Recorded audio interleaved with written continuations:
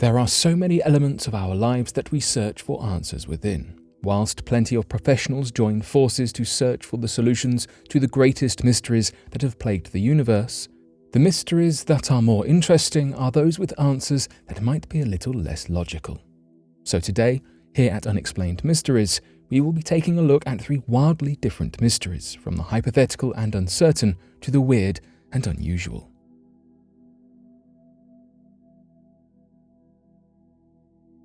Pope Francis says consumers today are too greedy.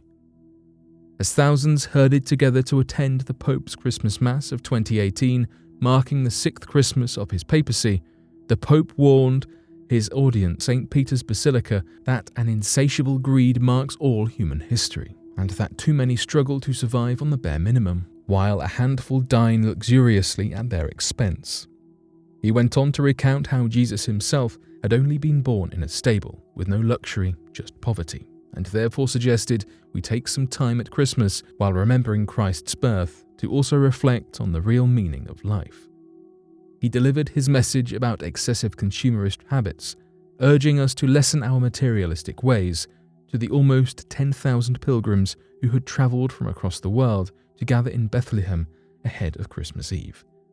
It was a symbolic message from a renowned figure, topped off by being in such a religiously loaded location, and reminds us of our duties to one another to treat others as we wish to be treated ourselves. By being too greedy and money-driven, the Pope urged those listening to his Mass to focus on happiness from ourselves, rather than just capitalistic, materialistic goods. Today, in 2021, we thought it fitting to reflect upon whether the Pope was correct in his announcement, and whether we are doing enough to rectify the path our society is headed in. Beyond the greed and gluttony the Pope spoke of, while the Vatican and Rome more generally saw increased security, his message also spoke of how new extremist groups spring up and target churches, places of worship, ministers and members of the faithful, aligned with how other Christian leaders worldwide were marking Christmas as a happier time after so much violence against fellow worshippers. It is becoming clear that defending the poor has become a hallmark of the Pope's papacy, as the Vatican also announced that they had given Rome a new homeless clinic where they could receive free medical care as a gift. With over 16,000 homeless in Rome, and with many increasingly congregating near the Vatican, the Pope's pleas to us to think about others and to live simpler lives makes complete sense. Overall, the 2018 Vatican Christmas Mass marked the coming end of a tumultuous year, and as the Pope reminded us of our humanity and gentler, kinder sides, the same message in some ways could benefit us this coming Christmas. Dow Hill. Dow Hill of Kurseong is located 30 kilometers from Darjeeling and is known to be the most haunted hill site in India. While the hill is known for its beautiful scenery, orchid gardens, woodland and tea plantations, there seems to be a darker side that comes out at night.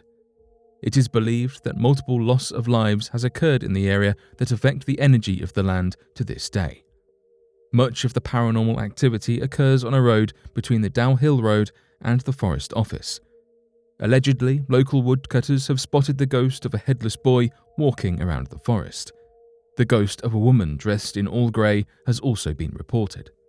Many visitors to the hill experience a constant sense of being watched by something unseen or by a red eye. Some people carry the feeling of being followed with them for the rest of their lives, even far away from the hill. It is not uncommon for guests to get lost in the woods, lose their sanity, or take their own life. There is also a haunted school on the hill that is 100 years old called Victoria Boys High School. Loud whisperings and footsteps can be heard around the school, even during the vacation seasons. The physical details of the hill certainly do not improve the creepy vibe of the area. The weather is mainly foggy, it is often mainly silent, and there are no streetlights to guide you through the darkness. One local member described the hill as the perfect setting for a horror movie. Thanks to these hazy conditions, the hill can be dangerous even without extraterrestrial happenings. The Dibbuk Box. Lastly, we will be talking about a wine box, which is haunted by a Dibbuk. Many believe it can haunt and even possess the living. This wine box is said to be haunted by a malicious spirit thought to be from Jewish mythology. But how did this fall into the hands of Zak Bagans? It seems that so many of these haunted items always end up with the people that they need to be with, or want to be with, for that matter. In this case, the box was owned by a man called Kevin Mannis, a writer and owner of a small antique refurbishment store in Portland, Oregon. Mannis bought the box at an estate sale in 2001.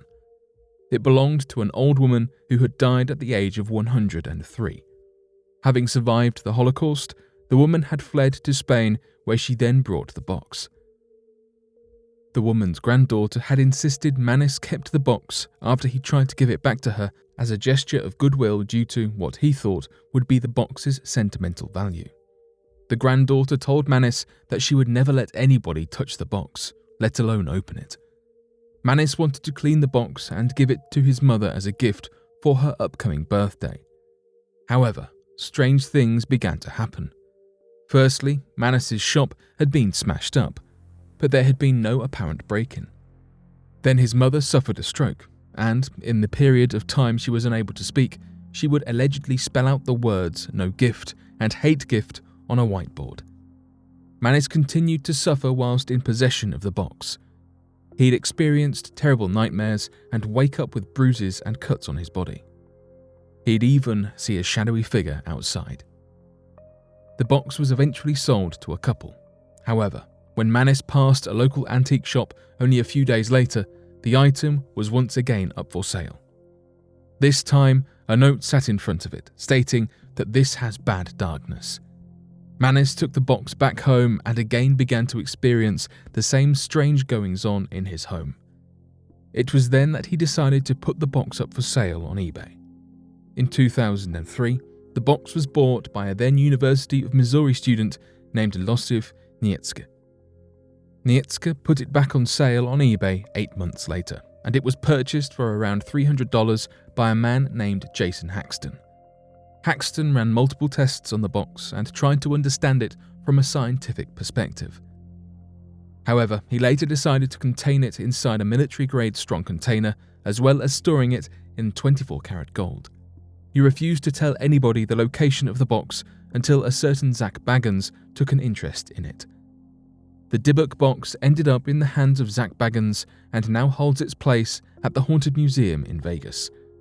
Bagans will not let anyone from the public view this unless they sign a no-liability waiver.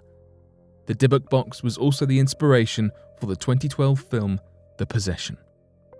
Whether you believe in ghosts, spirits, and demons or not, one thing is for sure: the stories that are told about them can be quite disturbing. None of the people in the stories we've told today would have been expecting to become embroiled in these dark goings-on. With this thought in mind, sometimes the events depicted in movies, books, and TV shows aren't always just the product of people's vivid imaginations.